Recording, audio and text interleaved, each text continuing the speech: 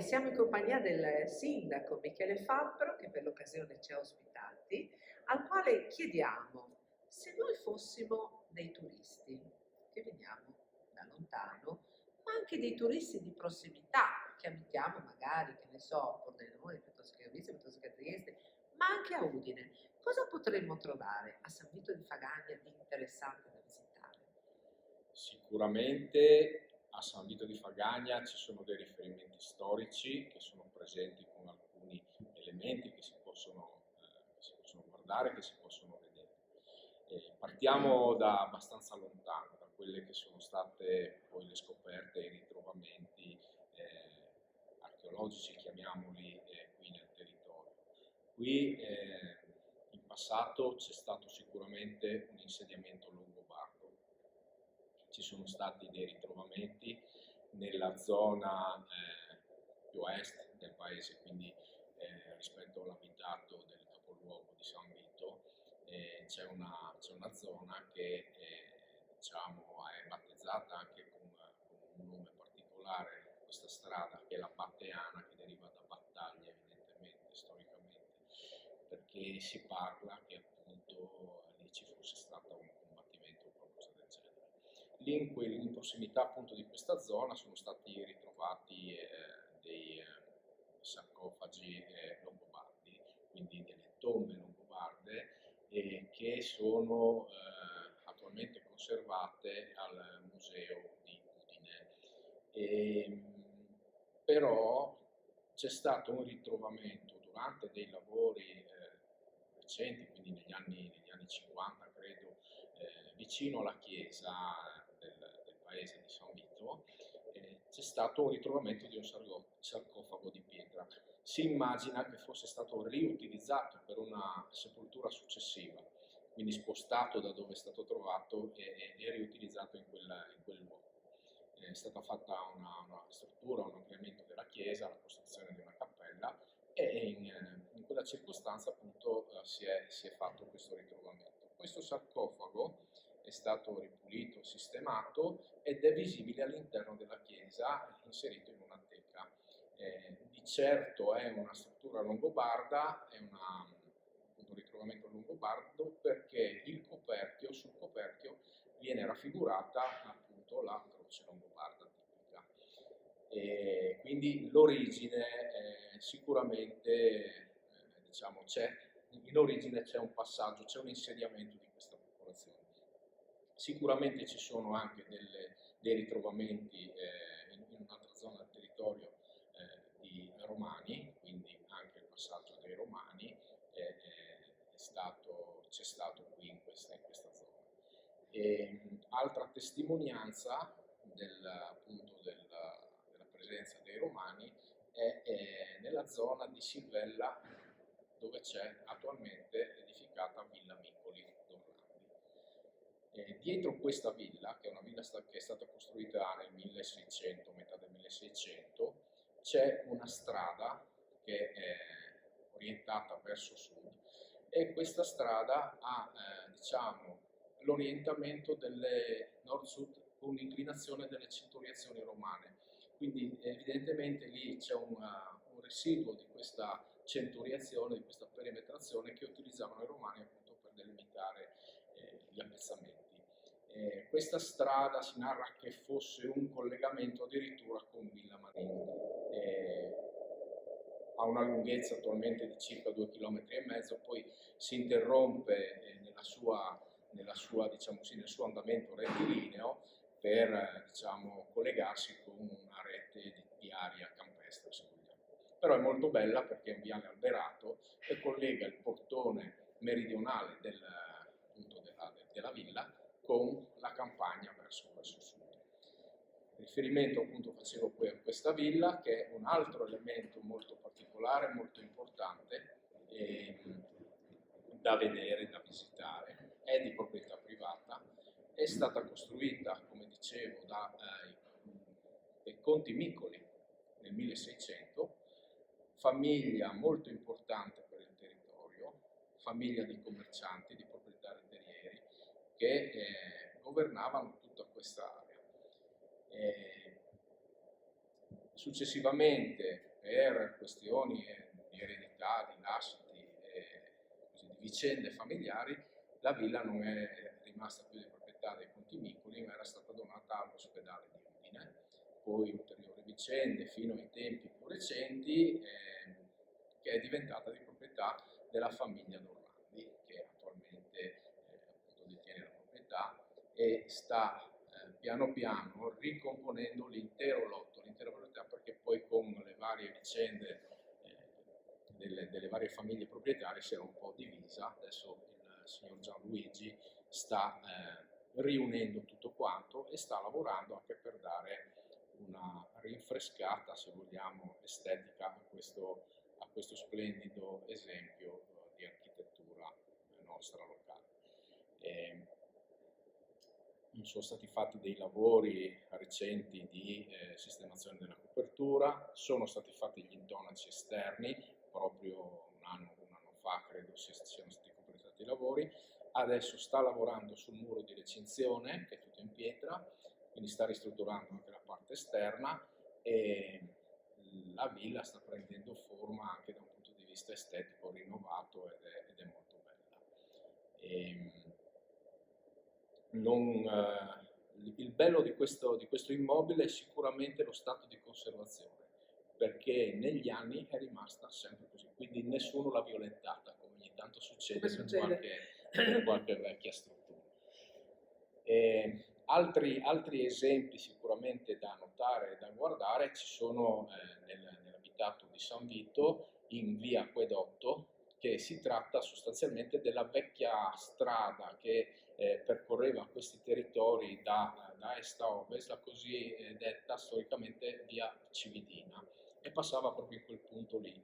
Lì sorge una casa, penso sia la più vecchia del territorio qui, ed è stata sede di un convento benedettino, quindi negli anni, molti anni fa, non ricordo esattamente adesso la data, però è all'interno di questa casa, che attualmente è disabitata e chiusa, però ci sono dei riferimenti, ci sono delle acquasantiere, ci sono delle piccole statue che appunto ricordano l'origine diciamo così, di convento appunto, che aveva questa struttura.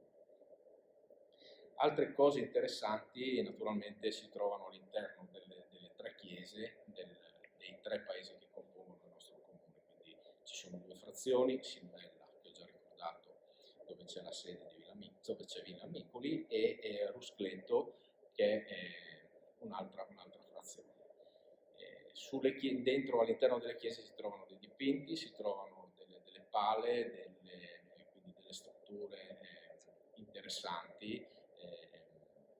Specialmente nella chiesa di Silvella si trovano degli affreschi che sono stati realizzati da un nostro compaesano famoso, Otto D'Angelo, un artista locale che ha vissuto fino a pochi anni fa ed è morto a 100 anni se non ricordo male, e lui ha lasciato una memoria storica importante di quello che è il Friuli, perché lui ha dipinto le piazze credo di numerosissimi paesi qua della nostra zona friulana, ma ha dipinto i mestieri, ha dipinto con i suoi ricordi le attività che venivano svolte quotidianamente in un'epoca dove la fotografia non poteva lasciarci testimonianza, ma i suoi dipinti sono sicuramente degli elementi importanti che ci fanno vedere un mondo che ha colori, fra l'altro, che non è facile vedere esempi di così lunga data, così lontani nel tempo, che però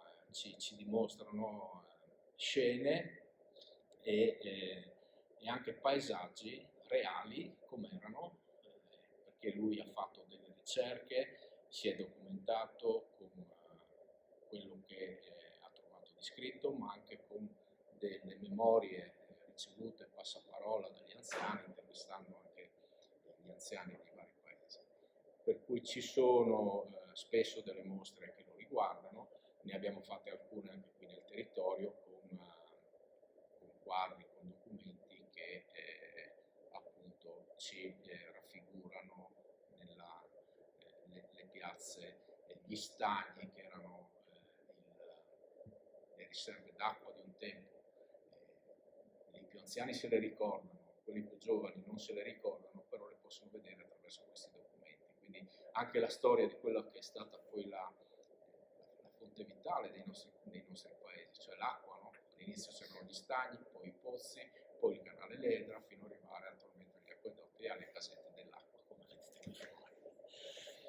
Ecco, in questi pochi minuti il sindaco di San Vito di Fragani è stato molto bravo perché vi ha descritto proprio quali sono i motivi che possono attrarvi per venire a fare una gita fuori porta se siete di Udine, venire a scoprire un po' dei posti meravigliosi, ma anche se venite da più lontano, perché il territorio, siamo nella collinare, nella nostra meravigliosa collinare del Friuli, posti veramente belli, incantevoli, ricchi di storia, di cultura e anche di arte, perché comunque anche questo pittore, quest'artista che ci ha descritto adesso, sicuramente può trasmettervi tantissime belle cose perché parliamo di vita rurale, di vita contadina, di vita di quelli che è stato il nostro passato e che è sempre bello rivedere ed è sempre emozionante. E ringraziamo il sindaco Michele Fabbro di San Vito di Fagagna che ci ha dato in questi pochi minuti 1000 e più motivazioni per venire a conoscere questo meraviglioso territorio. Allora noi ai nostri ascoltatori possiamo dire venite a trovarci. Vi accogliamo volentieri. Grazie e un saluto a tutti. Ciao. Arrivederci.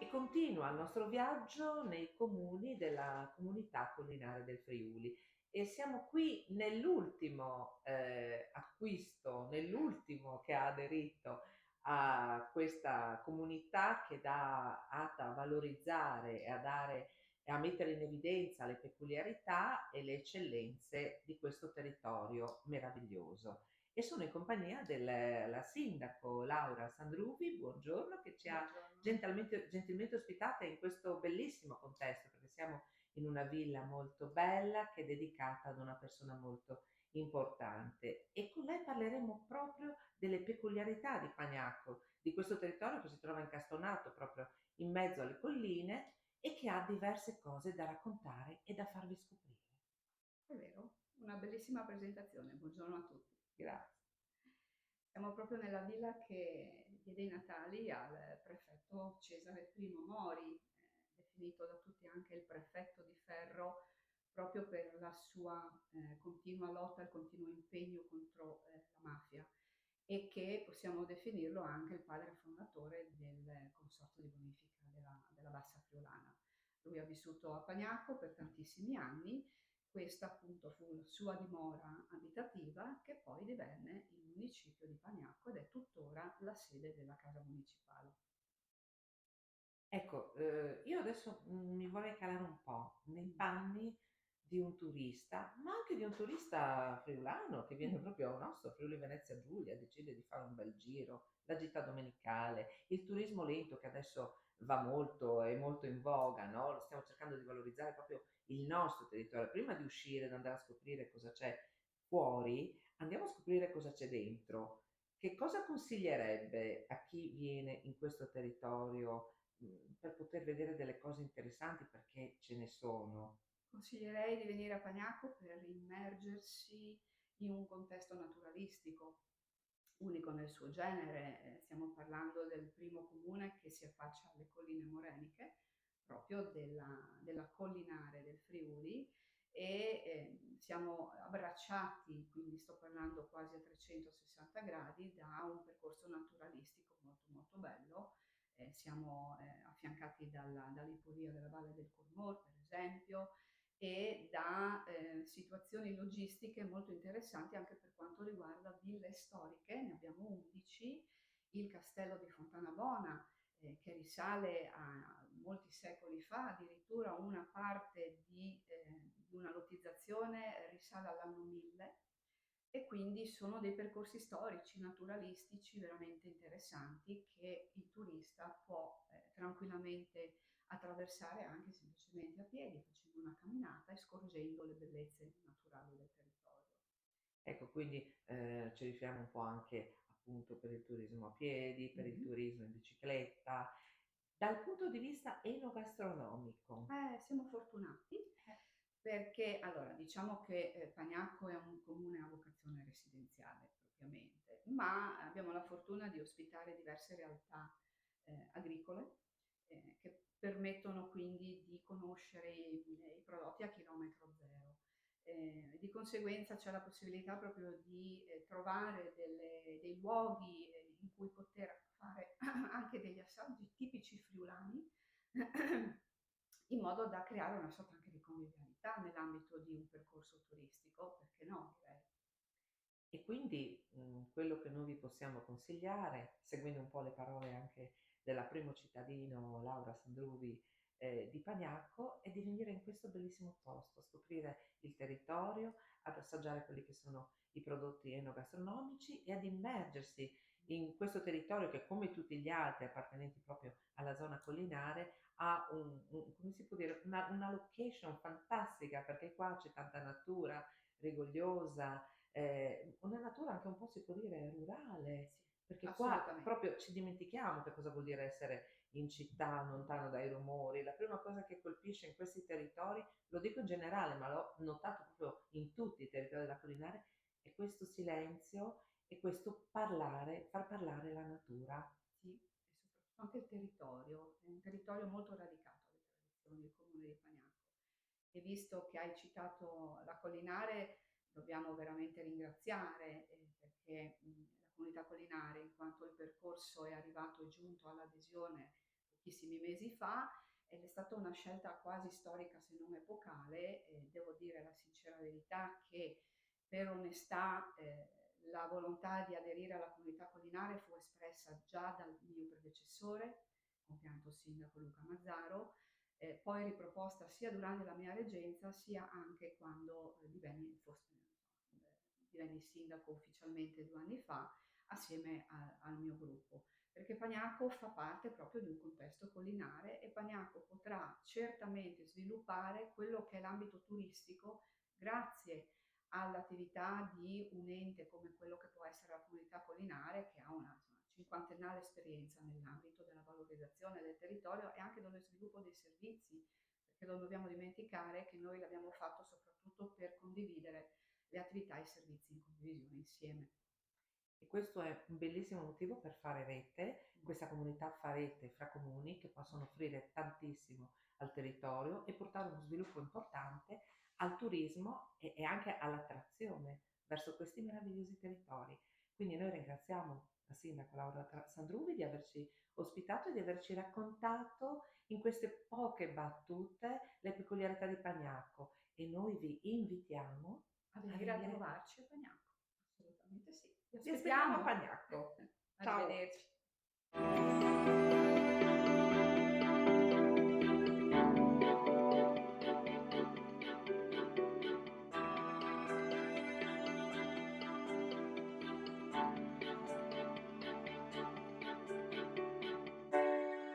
Il nostro girovagare nei comuni della comunità collinare del Friuli ci ha portati in questa piazza. Siamo nella piazza di Flaibano, un paese rurale dove si respira una buonissima aria, un'aria d'altri tempi. E io sono in compagnia del sindaco Alessandro Pandolfo e ecco, quest'aria così frizzante, questa pace, questa tranquillità ci ricordano un po' quei paesi rurali di una volta. Sembra di essere un po' tornati indietro nel tempo qua.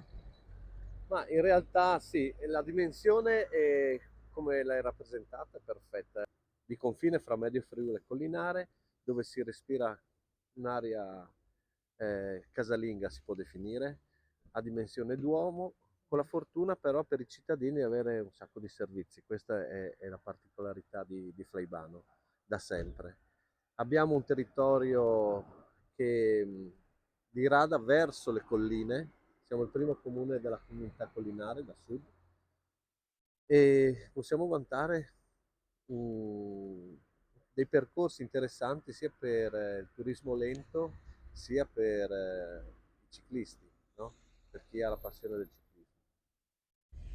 In questi anni abbiamo sviluppato e stiamo sviluppando dei nuovi percorsi proprio per agevolare l'accoglienza dei nostri ospiti.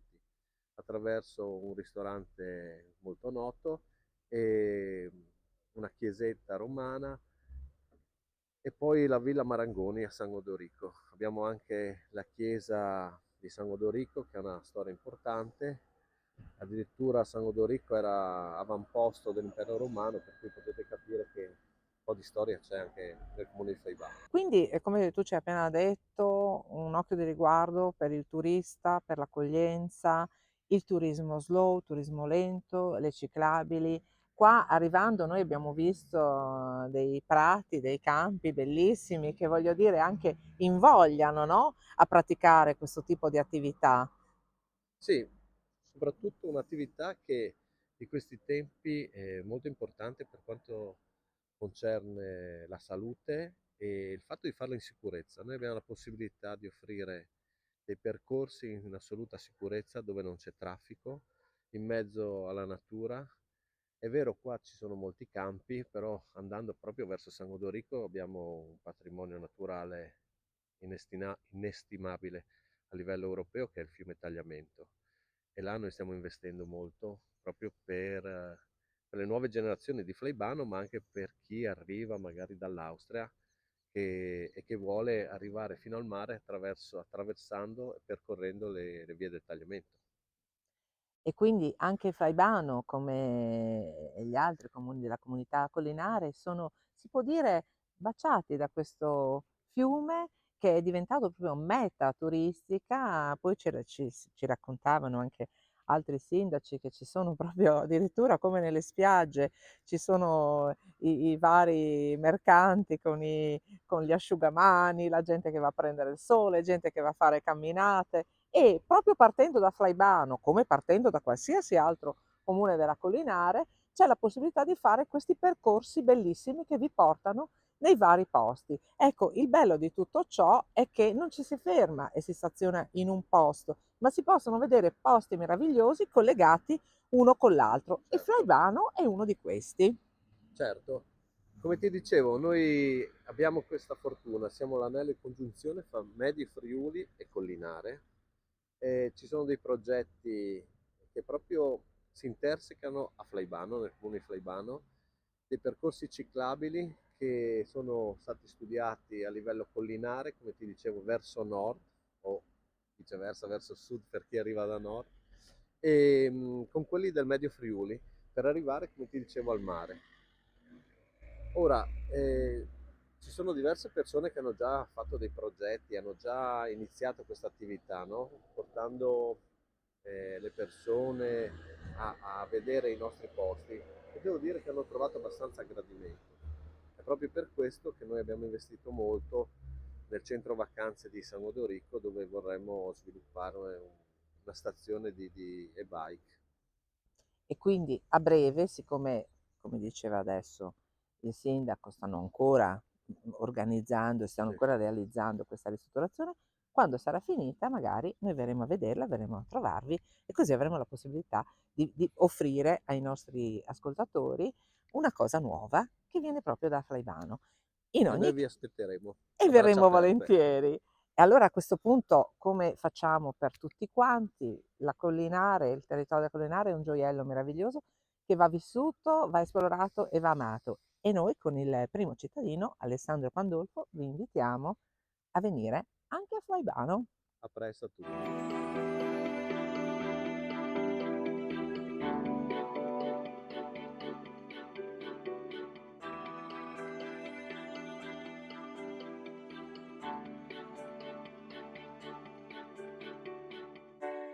In questa meravigliosa cornice, come potete vedere, siamo baciati dal sole che ormai sta scendendo.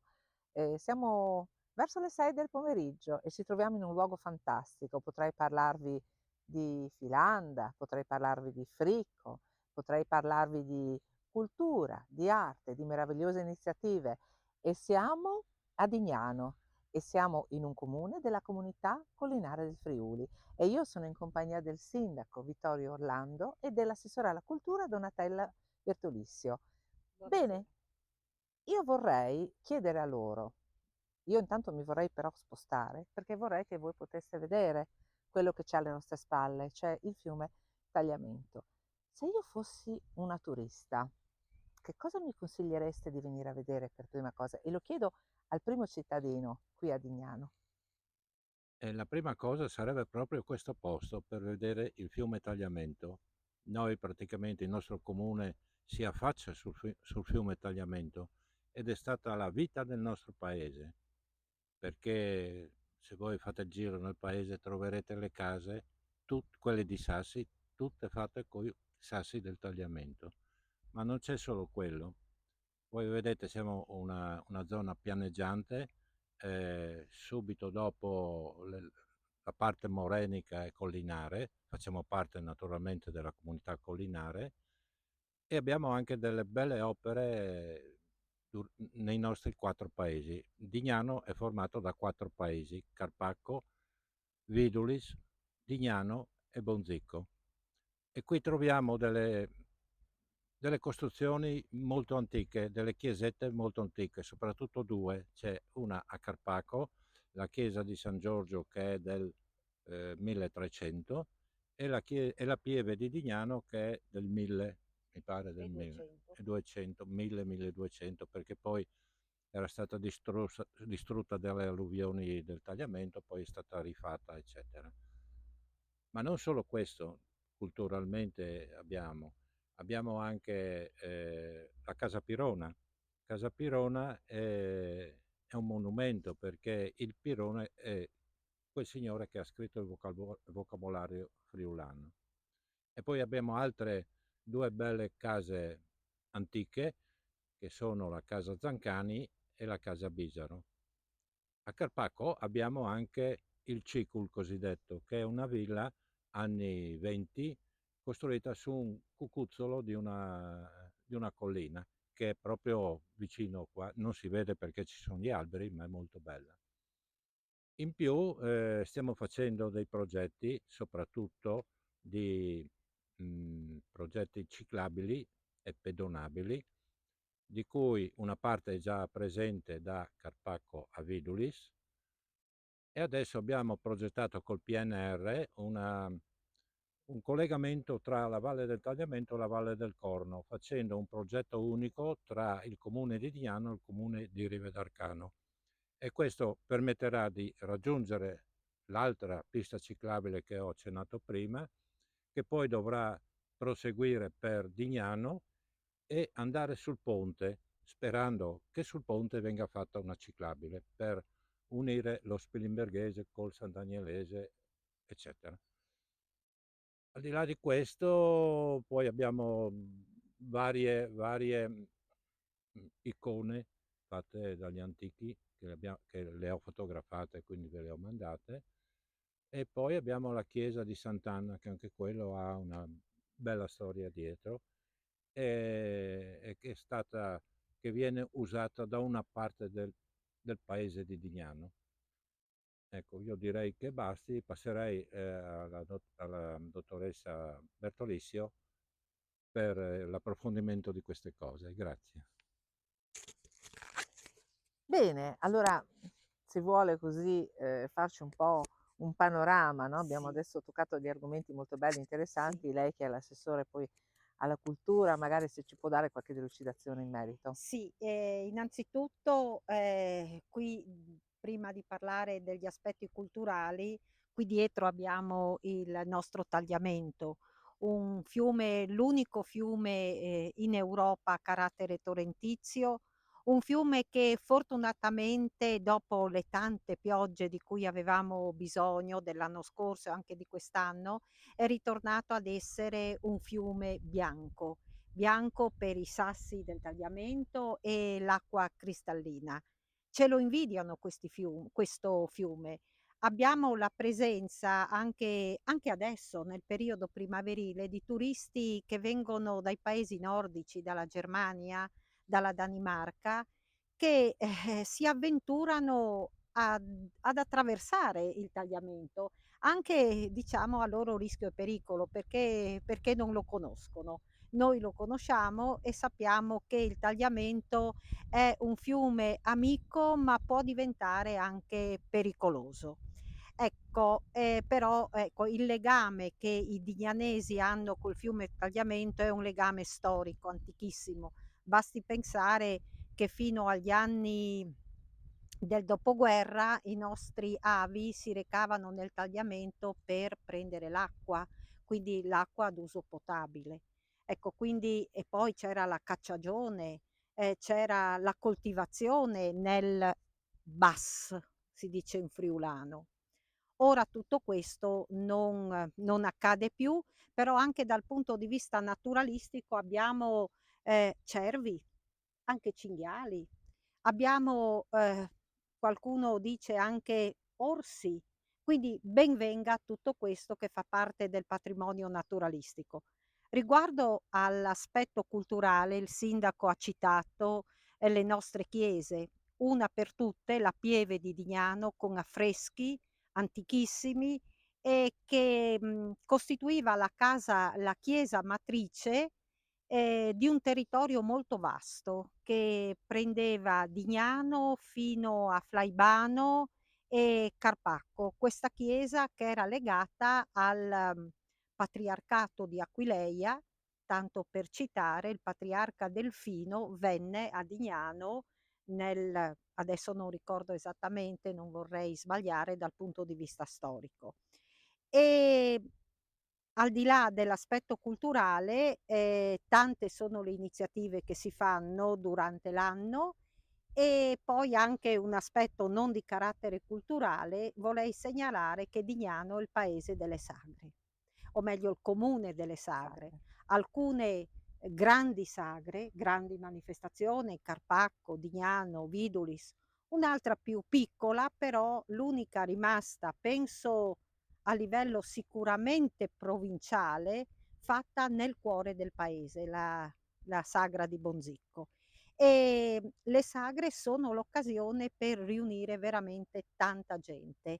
Superano queste sagre i confini addirittura regionali e di questo siamo orgogliosi anche per la presenza dei tanti volontari che dedicano ore, tempo per far conoscere quello che è il nostro territorio. E quindi noi ringraziamo per questo excursus molto breve il primo cittadino di Dignano, Vittorio Orlando, e l'assessore Donatella Bertolissio. Grazie a voi. Grazie per averci ospitati in questo posto meraviglioso, e quindi noi possiamo solo dirvi questo è un assaggio, abbiamo voluto darvi un assaggio perché voi veniate qui e veniate a vedere di persona che posti meravigliosi ci sono, e quindi noi ai nostri spettatori possiamo solo dire venite a Dignano. Venite a Dignano. Venite perché è molto bello, Dignano è bello, di più non si può dire. Ed è anche accogliente. Accogliente, certamente. Un saluto a tutti. Arrivederci. Arrivederci. Buonasera.